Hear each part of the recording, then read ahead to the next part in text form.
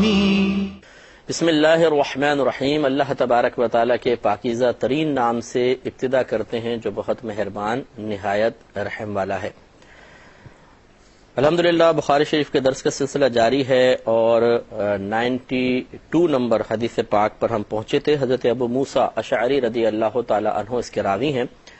نبی کریم صلی اللہ علیہ وسلم سے ایک مرتبہ بہت زیادہ سوال کیے گئے تو آپ نے اس پر اظہار ناراضگی فرمایا اور یعنی آپ کے چہرے پر ناراضگی کے آثار نمایاں ہو گئے تو آپ نے غضبناک ہو کر ارشاد فرمایا کہ جو سوال کرنا چاہو کرو۔ تو کسی نے سوال کیا کہ میرے والد کون ہیں تو آپ نے فرمایا کہ حذافہ۔ ایک اور شخص نے سوال کیا تو آپ نے فرمایا تمہارے والد سالم ہیں، شائبہ کے آزاد کردہ غلام ہیں۔ تو حضرت عمر فاروق رضی اللہ تعالی عنہ نے جب نبی کریم صلی اللہ علیہ وسلم کی اس جلالی کیفیت کو ملاحظہ کیا تو فوراً سے پیشتر عرض کیا رسول اللہ ہم اللہ تعالیٰ کی طرف توبہ کرتے ہیں، رجوع کرتے ہیں۔ یعنی ہم سے نادانستہ طور پہ ایک ایسی غلطی ہو گئی کہ جس سے آپ کو تکلیف ہوئی، رنج ہوا، تو ہم معذرت چاہتے ہیں اور اپنے اللہ تبارک و تعالیٰ کی بارگاہ میں التجا کرتے ہیں کہ وہ ہمیں معاف فرمائے۔ اس پر ہم کلام کر رہے تھے کہ حضرت عمر فاروق رضی اللہ تعالی عنہ کا یہ جملہ کہنا ثابت کرتا ہے کہ آپ چونکہ نبی کریم صلی اللہ علیہ وسلم کے بہت قریب تھے، صحبت یافتہ تھے، تو آپ کے مزاج کو سمجھتے تھے اور جو کسی بزرگ شخصیت کے قریب رہنے والوں کا یہ کمال ہوتا ہے کہ وہ اس شخصیت کے قریب رہنے کا حق ادا کریں۔ یہ بعض اوقات ہوتا ہے کہ چمچے وغیرہ، یہ چمچے کانٹے ہوتے ہیں جو کسی بزرگ کو گھیر لیتے ہیں اور انتہائی نکمے قسم کے لوگ ہوتے ہیں۔ کوئی برا نہ مانے، میں معذرت چاہتا ہوں اس قسم کے الفاظ ادا کرنے پر، لیکن صحیح بات یہ ہے کہ وہ نہ دوسروں کو آگے آنے دیتے ہیں کہ جو ان بزرگ کے لیے راحت اور سکون کا سبب بنے اور کما حقہ خدمت کر سکیں، اور نہ خود مکمل طور پہ صحبت کا حق ادا کرتے ہیں، اور وہ خود ایسے بزرگان دین کے لیے بدنامی کا باعث بنتے ہیں۔ ان کی حرکتیں عجیب و غریب ہوتی ہیں، چھچوری حرکتیں کرتے ہیں، ہنسی مذاق ٹھٹے ہو رہے ہوتے ہیں، جب ان بزرگ کے سامنے ہوتے ہیں تو بڑے باادب بنتے ہیں، بزرگ نکلے نہیں کہ وہ ایسے حرکتیں کرتے ہیں، اور شاید یہ سمجھتے ہیں کہ ان بزرگ کی صحبت میں رہنے کی وجہ سے ہمیں وہ بزرگی حاصل ہو گئی ہے کہ اب اگر ہم اوچھی اور خراب قسم کی حرکتیں بھی کریں گے تو کوئی ہم سے بدظن نہیں ہوگا، اور اس وقت انہیں اس بزرگ کی عزت کا بھی خیال نہیں ہوتا کہ ہماری ان حرکتوں کو دیکھنے کے بعد لوگ کیا کہیں گے کہ یہ ایسے لوگ ان کی صحبت میں رہتے ہیں۔ ہونا یہ چاہیے کہ جو کسی بزرگ کی صحبت میں رہے سب سے پہلے ان کی عادات و اطوار کو اپنائے، خاموشی، متانت، سنجیدگی، چاہے ان کے سامنے ہو چاہے ان کے پیچھے، اور ہمہ وقت یہ چیز پیش نظر رکھنی چاہیے کہ اگر میں ان بزرگ کے اپنے عمل کے ذریعے ان بزرگ کی عزت میں اضافہ نہیں کر سکتا، اگر میں ان کے لیے لوگوں کے ذہن میں اچھے تاثرات پیدا نہیں کر سکتا تو کم از کم منفی تاثرات بھی پیدا نہ کروں۔ تو خاموشی رہیں، سنجیدہ مزاجی اختیار کریں اور لوگوں کے سامنے ایسی حرکتیں نہ کریں کہ کوئی پیٹھ پیچھے جا کر زبانی غیبت میں یا سامنے موجود رہتے ہوئے قلبی غیبت میں مبتلا ہو جائے۔ اس لیے بڑے سمجھداری کے ساتھ، متانت کے ساتھ رہنا چاہیے۔ اس کے علاوہ جو ایسے بزرگان دین کی صحبت میں رہیں، مثلا کسی عالم کی آپ کو مسلسل صحبت مل جائے، کسی مفتی صاحب کی صحبت مل جائے، کسی پیر صاحب کی صحبت مل جائے، تو وہ کس چیز سے خوش ہوتے ہیں، کس چیز سے ناراض ہوتے ہیں، کس طریقے سے ان کی ناراضگی کو ختم کیا جا سکتا ہے، ان تمام امور پر اچھی طرح غور و تفکر کرنے کے بعد انسان ان کے مزاج کے مطابق ڈھلنے کی کوشش کرے، اور ایسے موقع پر جبکہ وہ مثال کے طور پہ غضبناک ہیں اور ہمیں یقین ہے کہ کوئی ایسا معاملہ ہو جائے گا، ناخوشگوار معاملہ کہ جو کسی اور کے لیے بھی نقصان کا باعث ہو سکتا ہے، اور ہو سکتا ہے کہ جلال میں آ کر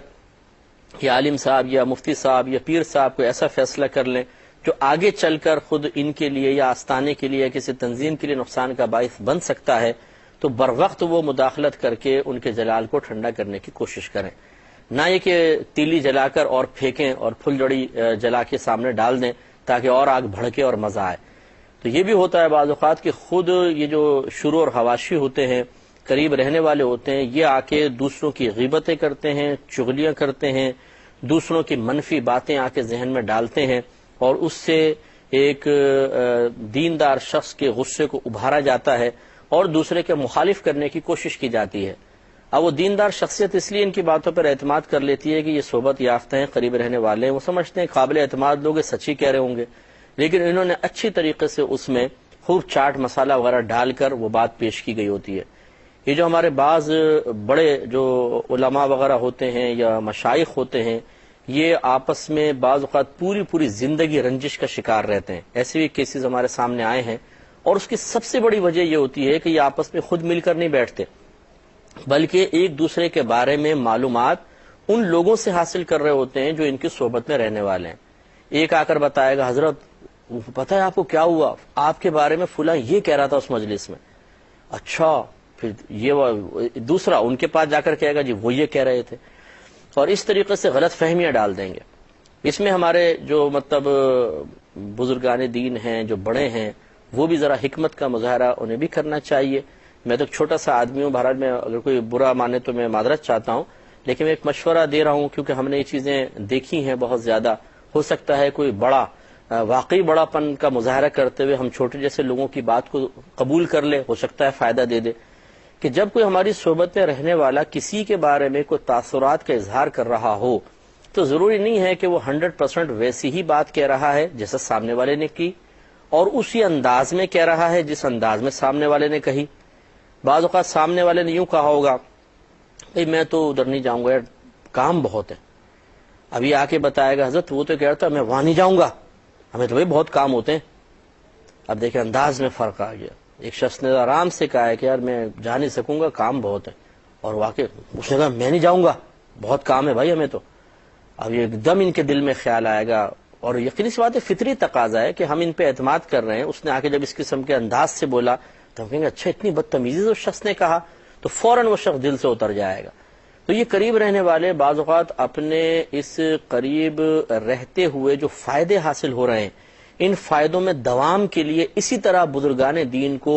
دوسروں سے بدظن کرتے رہتے ہیں اور ان کی غلط فہمیاں دل میں ڈال کر اپنی حکومت کا سکہ جمع کر رکھتے ہیں. اور میں بھی اس کا بعض مقامات پہ بہت شکار رہا ہوں، اس لیے مجھے بڑا تجربہ ان چیزوں کا. الحمدللہ میں نے ایک طویل عرصے تک 20-22 سال ہو گئے اس فیلڈ میں کام کرتے ہوئے. اس قسم کی بہت ساری میں نے یہ جو چلاکیاں کہہ لیں یا آپ مکاریاں کہہ لیں، اور یہ بہت بڑی خیانت ہے کہ اس طریقے سے غلط فہمی ڈال کر ایک تو بزرگ شخصیت کو آپ قلبی غیبت میں مبتلا کریں یا ان کو رنج پہنچائیں، اور پھر دو مسلمانوں کے اندر جدائی ڈلوانے کے لیے آپ یہ بدگمانیاں ڈال رہے ہیں. یہ تو پھر میدان محشر میں انشاءاللہ پتہ چل جائے گا کہ واقعی سامنے والے نے کیا کہا تھا اور کس انداز سے کہا تھا، اور آپ نے جو بی جمالوں کا کردار ادا کیا ہے، اس سے جو دنیاوی فائدے حاصل کیے تھے، وہ فائدے میدان معاشر میں آپ کے لیے کتنے بڑے فائدے بنتے ہیں، کتنے بڑے نقصان بنتے ہیں، تو وہاں جا کے پتہ چلے گا. اس لیے ہر شعبے میں رہنے والا تھوڑا سا ذرا سمجھداری کا مظاہرہ کرے. جو صحبت پہ رہنے والے ہیں ان سے ہماری گزارش ہے کس قسم کی بدگمانیاں ڈالنا، غلط فہمیاں ڈالنا، اور اس طرح کسی کو ذہن کو کسی نیک آدمی کے، دیندار آدمی کے ذہن کو پریشانی میں مبتلا کرنا، یہ قطعاً غیر مناسب ہے. اور ان کے مزاج کو سمجھنا چاہیے، ان کی کیفیات اور طبیعت کو سمجھنا چاہیے، پسند ناپسند کو ملحوظ رکھنا چاہیے. اور اسی طریقے سے جو مقتدا حضرات ہیں، جو رہنما حضرات کے شعبے سے وابستہ ہیں، ان کو چاہیے کہ اپنے متبعین کی ہر بات کو حرف آخر نہ سمجھا جائے، کیونکہ متبعین کی عادت ہوتی ہے کہ یہ بعض اوقات درجہ قرب حاصل کرنے کے لیے اسی طریقے سے آ کے ادھر ادھر کی باتیں لگاتے ہیں اور اپنے آپ کو ثابت کرنے کی کوشش کرتے ہیں کہ حضرت ہم بہت مخلص ہیں اور ہم آپ کی عزت اور ناموس کے لیے جانیں قربان کرنے والے ہیں، اور کوئی ذرہ برابر آپ کے متعلق ادھر ادھر کرتا ہے فوراً آ کے آپ کو بتا دیتے ہیں تاکہ آپ ان سے ہوشیار رہیں. تو یہ اپنے جو صحبت کو مضبوط کرنا اور اپنی گدی مضبوط کرنا، یہ کہہ لیں، اس کے لیے جو یہ عملی کوشش غلط قسم کی کر رہے ہیں، یہ غلط ہے. تو حضرت عمر فاروق رضی اللہ تعالیٰ عنہ چونکہ نبی کریم صلی اللہ علیہ وسلم کے مزاج مبارکہ کو سمجھتے تھے کہ اگر میں اللہ تعالیٰ کا ذکر کروں گا، اس کی طرف رجوع کا تذکرہ کروں گا، تو نبی کریم صلی اللہ علیہ وسلم کی جو ابھی ناراضگی مبارکہ ہے، کیونکہ یہ بھی ایک مبارک ناراضگی تھی، اس میں بھی ہزارہ فائدے پوشیدہ تھے، اور اسی طرح جو آپ کے قلب انور پر ایک رنجیدگی وقتی طور پہ طاری ہوئی ہے، یہ سب ختم ہو جائے گی. اس لیے ہمیں بھی اس حدیث سے سیکھنا چاہیے اور اپنے بڑوں کے بارے میں کم از کم یہ غور و تفکر ضرور کرنا چاہیے کہ جب یہ جلال میں ہوں تو کس طریقے سے ان کے جلال کو ختم کر کے ان کو اس جلالی کیفیت کی اذیت سے محفوظ کیا جائے. تو انشاءاللہ اگر ہم غور و تفکر کر کے عملی قدم اٹھائیں گے تو بہت بہتر نتائج بھی مرتب ہو سکتے ہیں. اس پہ ایک آخری بات یہ ہے کہ دیکھیں نبی کریم صلی اللہ علیہ وسلم نے کثرت سوال کو ناپسند کیا، جس کی حکمت میں نے آپ کو عرض کی کہ وہ نزول وحی کا دور تھا۔ اگر نبی کریم صلی اللہ علیہ وسلم انہیں کثرت سوال سے منع نہ فرماتے تو یہ خدشہ تھا کہ ان کے سوال کے جواب میں اللہ تعالی کی طرف سے کوئی سخت حکم نازل ہو جائے جس کا اثر ان پر کم، بعد میں آنے والوں پر زیادہ پڑے گا۔ تو چونکہ یہ ایک بڑی حکمت اس میں پوشیدہ تھی، لہٰذا اس سے معلوم ہوا کہ جب یہ دور گزر گیا اور نزول وحی کا سلسلہ موقوف ہو گیا تو یقینی سی بات ہے اب اگر کوئی کثرت سے سوال کرے گا بھی تو اب تو کسی حکم کے سختی کا نازل ہونے کا کوئی امکان ہی نہیں ہے۔ تو اب کیا ہم کثرت سے سوال کر سکتے ہیں یا نہیں کر سکتے؟ دیکھیے مسئلہ یہ ہے کہ بات میں نے وہ شروع میں دوسرے پروگرام میں نے عرض کیا تھا، اس سے پہلے والے میں، کہ کثرت سوال ہمیشہ بری نہیں ہوتی ہے، بلکہ بعض میں نے پڑھا ہے بزرگان دین کے بارے میں کہ وہ اپنے متبعین کو کہا کرتے تھے کہ ہم سے سوال کرو، کثرت سے سوال کرو، کہ کثرت سے سوال کرنا علم کے دروازے کھولتا ہے۔ تو خلاصہ کلام یہ ہوگا کہ اب کثرت سے سوال کرنا منع تو نہیں ہوگا، لیکن اس کے لیے نیت صحیح ہونی چاہیے اور انداز درست ہونا چاہیے۔ اگر نیت یہ ہے کہ میں سوال کر کے جس بھی موضوع پہ کلام ہو رہا ہے اس کے ہر پہلو کو جان لوں اور کوئی کمی نہ رہ جائے، تشنگی نہ رہ جائے، تاکہ مکمل اس موضوع سے متعلق علم میرے پاس آئے اور میں شرعی رہنمائی کے ساتھ صحیح طریقے سے اپنی لائف گزار سکوں، اس میں کوئی حرج نہیں ہے۔ مثال کے طور پہ کسی بزرگ نے غیبت کی مذمت بیان کی، بھی بہت بری چیز ہے، نبی کریم صلی اللہ علیہ وسلم نے اس کو بعض اوقات زنا سے اشد قرار دیا ہے اور بہت سخت عذاب ہوگا، اور قرآن میں اس کو اس طرح بیان کیا گیا کہ غیبت کرنا بالکل ایسا ہے جیسے اپنے مردار بھائی کا گوشت کھانا۔ تو اب اگر ایک شخص سوال کرتا ہے جی غیبت کہتے کس کو ہے؟ کیا زندہ کی ہی غیبت ہوتی ہے یا مردہ کی بھی ہو سکتی ہے؟ کہ اگر کوئی شخص کسی کے سامنے اس کی برائی کرنے کی ہمت رکھتا ہے تو کیا پھر پیٹھ پیچھے غیبت کرنا جائز ہے؟ جیسے ہمارے بعض بھائی کہتے ہیں ارے میں تو اس کے سامنے بھی کہہ سکتا ہوں یہ بات، تو کیا یہ پیٹھ پیچھے کہنا جائز ہے؟ اچھا، کیا غیبت کرنا ہی گناہ ہے یا سننا بھی گناہ ہے؟ اسی طریقے سے کیا کوئی ایسے مقامات بھی ہیں کہ جہاں پہ غیبت کرنا جائز ہو جائے بلکہ واجب ہو جائے؟ اب یہ دیکھیں بہت سارے سوالات ہیں، اب کو جب یہ والے سوالات کرے گا تو ہر سوال اپنے ساتھ غیبت کے ایک پہلو کی وضاحت کو لیے ہوئے ہے، یعنی اس کا جواب اگر دیا جائے گا تو غیبت کے اس پہلو کی مکمل وضاحت ہو جائے گی۔ تو اس طرح کے سوالات تو کوئی منع نہیں۔ اب کثرت سے سوالات وہ منع ہوں گے جو بیکار کیے جائیں، بغیر ضرورت کے کیے جائیں یا فضول قسم کے کویسچنز ہوں۔ یہ بھی بعض اوقات ہوتے ہیں اور ہم ایسے لوگوں کو بھی گزارش کریں گے کہ اپنے آپ کو پہچاننے کی کوشش کریں جو بعض اوقات ایک صاحب علم کے اوپر خود ایک روب جمانے کے لیے کویسچن کرتے ہیں۔ وہ روب یوں ہوتا ہے، یعنی روب سے مراد یوں سمجھ لیجئے کہ اپنی ذات سے متاثر کرنا مقصود ہوتا ہے کہ وہ کثرت سے سوال کر کے ثابت کرنے کی کوشش کرتے ہیں شاید کہ ہم آپ سے دیکھیں سوال کر رہے ہیں، اس کا مطلب ہم میں بڑی علم کی پیاس ہے، بڑی طلب ہے، اور بعض اوقات ایسے سے کویسچن کریں گے جس سے بس یوں ایسا محسوس ہوتا ہے کہ یہ ثابت کرنے کی کوشش کر رہا ہے کہ دیکھیں میری نگاہ کتنی گہری ہے، میں نے کہاں کہاں سے نقطے نکال کر آپ سے سوال کر رہا ہوں، تاکہ سامنے والا کہہ دے کہ واہ بھائی واہ بڑے زبردست کویسچن کرتے ہیں آپ، یہ کہاں سے کویسچن نکال کے لا رہے ہیں۔ اور اگر کوئی واقعی ایسا کہہ بھی دے تو وہ مراد چونکہ پوری ہو جاتی ہے تو باتیں کھل جاتی ہیں۔ تو ہمیں بہرحال کسی پہ بدگمانی نہیں کرنی چاہیے، لیکن ایک بہرحال ہوتا ہے کہ جب کوئی آدمی اللہ تعالیٰ کسی کو کچھ صلاحیتوں سے نوازتا ہے اور وہ فیس ریڈر بھی ہوتا ہے اور پبلک میں زیادہ رہ کر لوگوں کے مختلف طبیعتوں اور مزاجوں کو سمجھنا شروع کر دیتا ہے، پھر ایک سکستھ سینس ہوتی ہے، ایک خصوصاً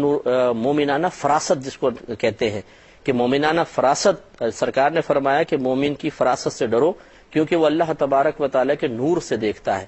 تو اس لیے یاد رکھیں کہ بزرگان دین کے جیسے اکابرین نے فرمایا بھی ہے کہ کسی آپ عالم ظاہر کے پاس جا کے بیٹھیں جس نے صرف علم ظاہر سیکھا ہو تو اپنی زبان کو سنبھال کر بیٹھو، لیکن کسی ایسے عالم کے سامنے جاؤ جو علم باطن بھی رکھتا ہے تو اپنے دل کو بھی سنبھال کر بیٹھو، اس لیے کہ وہ تمہارے دل کے اوپر نگاہ ڈال کر تمہاری بات کو جان لے گا۔ تو یہ اصل میں الہامات تو اللہ کی طرف سے ہوتے ہیں۔ اگر میں آپ کے چہرے کو دیکھ کر ایک چیز کا اندازہ کر لیتا ہوں تو یا تو یہ میرے دل میں جو خیال ڈالا گیا کہ یہ سوچ رہا ہے، یہ کہنے والا ہے، یا سچ کہہ رہا ہے یا جھوٹ کہہ رہا ہے، یا تو یہ شیطان کی طرف سے خیال ہوگا یا اللہ تبارک و تعالیٰ کی طرف سے ہوگا۔ تو جو اللہ کے نیک بندے ہوتے ہیں جب کسی کے بارے میں اس طرح دل میں ایک دم القاء ہوتا ہے، خیال آتا ہے، تو ان کی ریاضت اتنی مضبوط ہوتی ہے اور اس کی وجہ سے روحانی صفائی اتنی زیادہ ہو چکی ہوتی ہے کہ وہ فوراً سمجھ جاتے ہیں کہ یہ جو دل میں ڈالا گیا ہے شیطان کی طرف سے ڈالا گیا ہے، اللہ کی طرف سے ڈالا گیا، فوراً پہچان جاتے ہیں۔ اور پھر جب وہ من جانب اللہ محسوس ہوتا ہے تو پھر وہ بالکل درست اندازہ کرنا شروع کر دیتے ہیں سامنے والے کے بارے میں۔ اس لیے ایسے بزرگان دین کے سامنے جا کر جھوٹ بولنا اور خواہ اپنی ذات سے انہیں متاثر کرنے کی کوشش کرنا بالکل بیکار ہے۔ وہ بعض اوقات دو کویسچن کر کے آپ کے جھوٹ کو ظاہر کر دیں گے اور آپ کی نیت کے کھوکھلے پن کو اور اخلاص کے مفقود ہونے کو ظاہر کر دیں گے۔ اس لیے بزرگان دین کے سامنے پہنچ کر ذرا سنبھل کر ہی بات کرنی چاہیے، یہی بہت بہتر ہے۔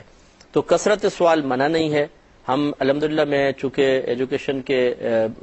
شعبے سے وابستہ ہوں، میں ایک ٹیچر بھی ہوں، میں پڑھاتا ہوں، میری اپنی اکیڈمی ہے، تو میں بچوں کو ہم تو کہتے ہیں کہ کریں آپ سوال، اور کثرت سے سوال کریں، اچھے معیاری سوال کریں، لیکن یہ سے کوئی سطحی قسم کے نہ کیجیے گا، ضرور کریں۔ پھر کرتے ہیں تو ہم جواب دیتے ہیں، اس سے ان کو بھی فائدہ ہوتا ہے، ہمیں بھی فائدہ ہوتا ہے۔ لیکن جو بعض عوام الناس جب ہم سے کثرت سے سوال کرتے ہیں تو اس میں بڑی کوفت ہوتی ہے، کیونکہ وہ عجیب و غریب قسم کے سوال کر لیتے ہیں۔ جیسے بعض اوقات ایسا بھی ہوتا ہے کہ کسی نے پوچھا جی کیا یہ کام ہمارے لیے جائز ہے؟ ہم نے کہا ہاں جائز ہے، اس میں کوئی، جیسے پرائز بانڈ کا سوال کر لیجیے، پرائز بانڈ جائز ہے؟ ہاں جائز ہے، اس میں کوئی سود یا جوئے کا عنصر نہیں ہے ہمارے نزدیک، ٹھیک ہے آپ یہ کر سکتے ہیں۔ تو اگلا کویسچن ہوتا ہے یہ گناہ تو نہیں ہے؟ اب آپ بتائیے کہ یہ کویسچن کرنے والا تھا جب ہم نے کہا کہ جائز ہے آپ کر سکتے ہیں، تو اس کا مطلب آپ کو یہ پوچھنا کہ یہ گناہ تو نہیں ہے، تو یہ تو ایک عجیب و غریب کویسچن ہے۔ اس کا مطلب ہم نے آپ کو گناہ کرنے کی کوئی ترغیب دے سکتے ہیں؟ آپ یہ گمان کرتے ہیں، پھر بعد میں کہتے ہیں نہیں ہمارا مقصد ہی نہیں تھا۔ اچھا نہیں تھا تو آپ اپنا مقصد بتائیں، کیا مقصد تھا، کس وجہ سے آپ نے کہا کہ یہ گناہ تو نہیں ہے؟ جب آپ کو وضاحت کر رہے ہیں، واضح طور پہ عرض کر رہے ہیں کہ آپ کے حق میں جائز ہے، پھر یہ پوچھنا کہ گناہ تو نہیں ہے، ایک عجیب اور فضول قسم کا کویسچن ہے۔ اب اس قسم کے کثرت سے سوال اگر ہوں گے تو لازم بات ہے کہ آدمی پہ جھنجھلاہٹ تو طاری ہوگی۔ پھر جب ہم جھنجھلا کے بعض اوقات جواب دیتے ہیں تو بولتے ہیں جی وہ علماء ناراض ہو جاتے ہیں بہت جلدی، تو بھائی آپ اس قسم کے کویسچن ہی نہ کریں نا بھائی جان۔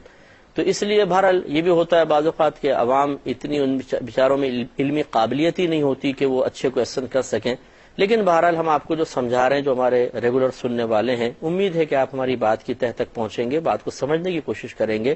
کثرت سوال سے ہمیں کوئی کوف نہیں ہوتی ہے، اگر معیاری کویسچن ہوں، اچھے ہوں تو ہمیں خوشی ہوتی ہے کہ بہت اچھی بات ہے، لیکن اگر سطحی قسم کے کویسچن اور بیکار اور بلا ضرورت کویسچن ہوں، اس سے یقینی سی بات ہے کہ کوفت ہوتی ہے۔ اب یہ جیسے کویسچن جی موسیٰ علیہ السلام نے ناشتے میں کیا کھایا تھا بتائیے، آدم علیہ السلام اور بی بی حوا جب دنیا میں اترے تو سب سے پہلی چیز کیا کھائی تھی؟ بھئی آپ کو کیا اس سے لینا، کیا چیز کھائی تھی؟ اگر آپ کو پتہ بھی چل جائے تو بتائیے، اس سے آپ کی معلومات میں جو تھوڑا بہت اضافہ ہوا اس سے کیا نفع حاصل کرنا چاہتے ہیں آپ؟ تو اس قسم کے کویسچن اگر یہ اسی طرح کے کثرت سے کویسچن ہمیں کر لیں تو ہم تو شاید پاگل ہو جائیں گے، کیونکہ ہمارے پاس اتنا ٹائم کہاں ہوتا ہے کہ ہم اس قسم کے کویسچنس کے جواب دیں۔ تو سوال سے کوئی ہم منع نہیں کرتے ہیں، لیکن معیاری اچھے سوال ہوں، کہیں پر بھی آپ جائیں کثرت سے سوال ضرور کریں، لیکن اچھے اور معیاری سوال ہونا چاہیے۔ اللہ تعالیٰ ہمیں عمل کی توفیق عطا فرمائے۔ وآخر دعوانا ان الحمدللہ رب العالمین۔